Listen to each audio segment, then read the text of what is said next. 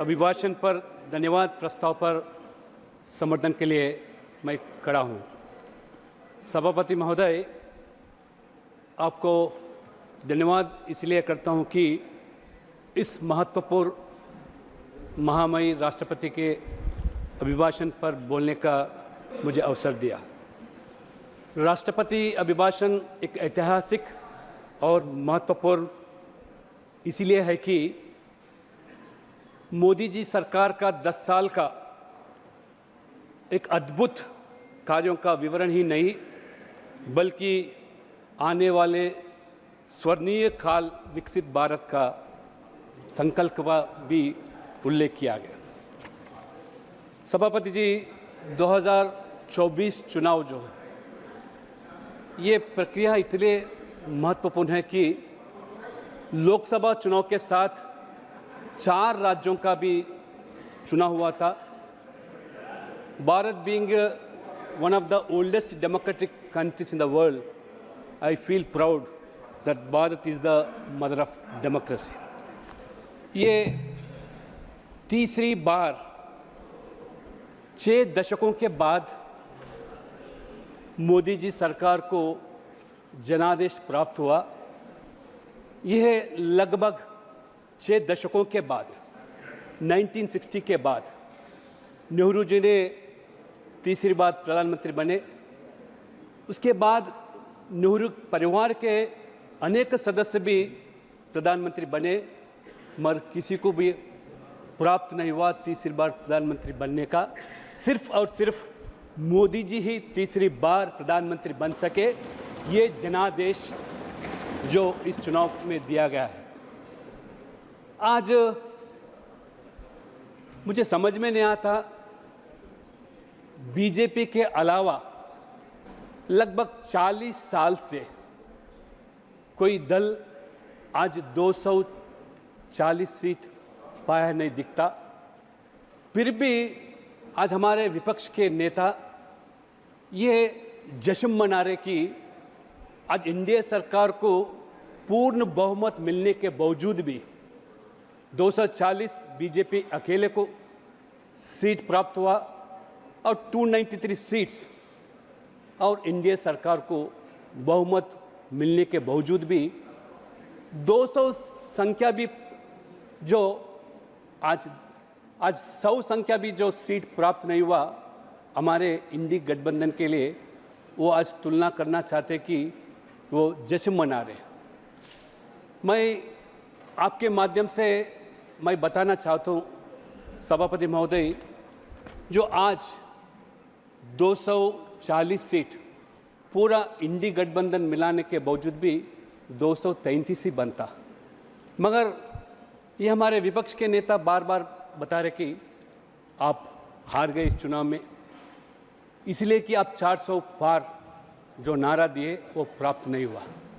मैं बताना चाहता हूँ, कोई अगर अपना पेरेंट अपने लड़के को 100 मार्क प्राप्त करने के लिए जो लक्ष्य लेकर जो परीक्षा में उनको चुनौती देता है, अगर परीक्षा में वो 90 मार्क आने के बाद ये हमारे कांग्रेस के नेता बोलते ये फेल हो गया बच्चा। दूसरी ओर और एक लड़का 100 मार्क के लिए परीक्षा में वो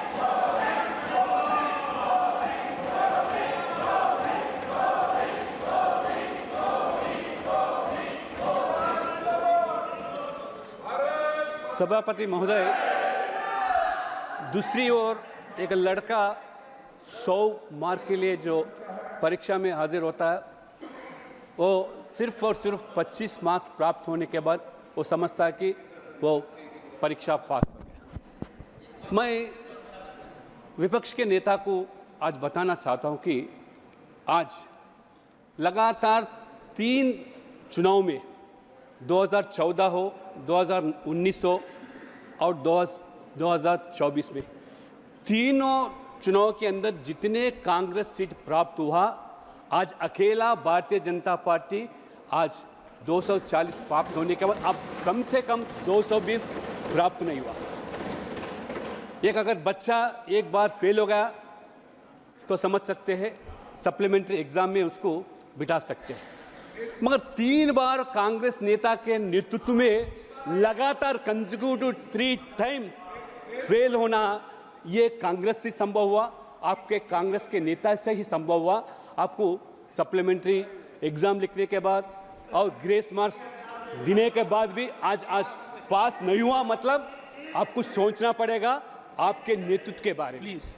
हमारा नेतृत्व जो है, मोदी जी ने ये 60 साल के बाद तीसरी बार प्रधानमंत्री बनना और 40 साल लगभग 1980 के बाद आज कोई भी दल आज 200 सीट प्राप्त नहीं हुआ, चाहे आपके यूपीए 1 हो या यूपीए 2 भी हो।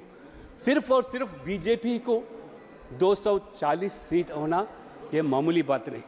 ये देश के लोकसभा चुनाव के साथ ही चारों राज्यों में भी आज चुनाव हुआ, जो आंध्र प्रदेश एक लैंडस्लाइड विक्ट्री हुआ एनडीए सरकार का।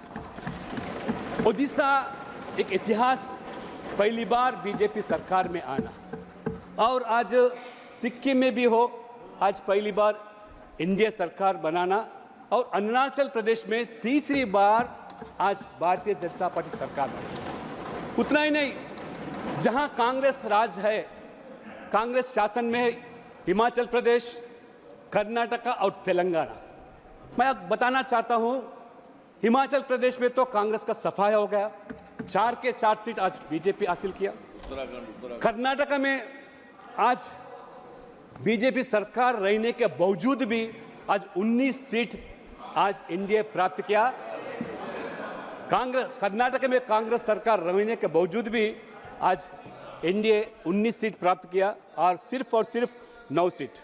तेलंगाना में, जहां मैं वहां से आता हूं, तेलंगाना में आपके सरकार बन के 5 महीने भी नहीं हुआ, जो गारंटी के नाम पर लोगों को गुमराह कर किस तरह आज लोग तड़प रहे, आज बदलाव चाह रहे। तेलंगाना में भी विकल्प के रूप में बीजेपी की ओर देख रहे।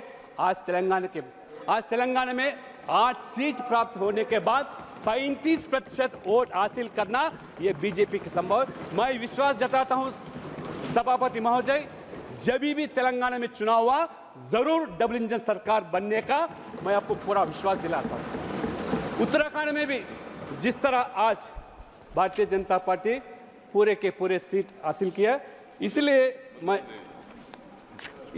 मैं बार बार चुनाव के समय में मैं तेलंगाना के अलावा कई राज्यों में भी मेरा प्रवास हुआ। जहां भी देखो कांग्रेस का 2 ही नारा था, संविधान और उसके बाद आरक्षण का मुद्दा।